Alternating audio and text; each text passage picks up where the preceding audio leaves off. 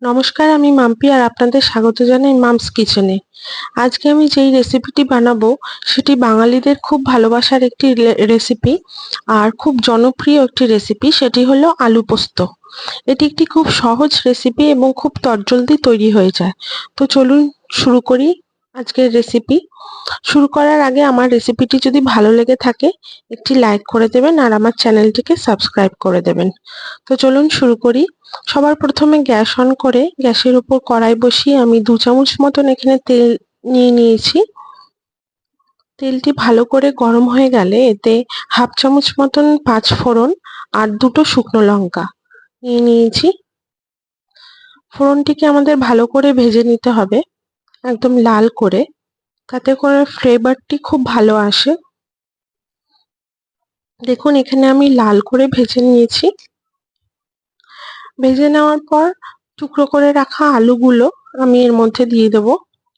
আর একটি পেঁয়াজ আমি এরকম ভাবে কেটে নিয়েছি, পেঁয়াজটিও দিয়ে দেবো। এরপর আলু আর পেঁয়াজটি ভালো করে একটু ভাজা ভাজা করে নেব।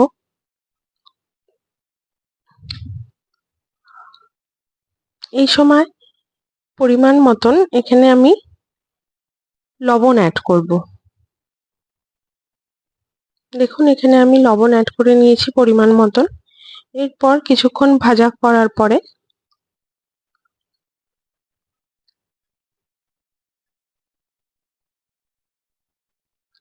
আমি এতে পরিমাণ মতন জল দিয়ে দেবো, যাতে করে আলুটা সেদ্ধ হয়। এখানে আমি অল্প পরিমাণে জল ইউজ করেছি। কিছুক্ষণ নাড়ানোর পরে আমি ঢাকা দিয়ে দেবো। এই সময় আমি আমার পোস্তটা বেটে নেব। এখানে আমি 3 চামচ মতন পোস্ত নিয়েছি আর 2টো কাঁচা লঙ্কা আর একদম অল্প পরিমাণে লবণ নিয়ে পোস্তটা ভালো করে আমি পেস্ট করে নেব।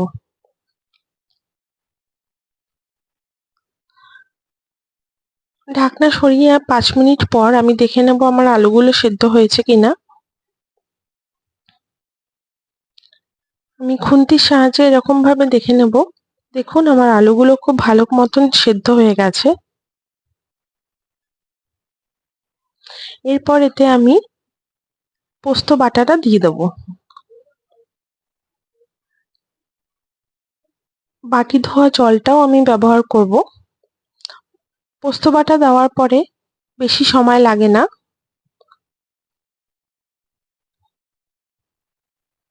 কিছুক্ষণ নাড়াচাড়া করে ভালো করে একটু ফুটিয়ে নিলেই আপনার আলু পোস্ত রেসিপি তৈরি হয়ে যাবে।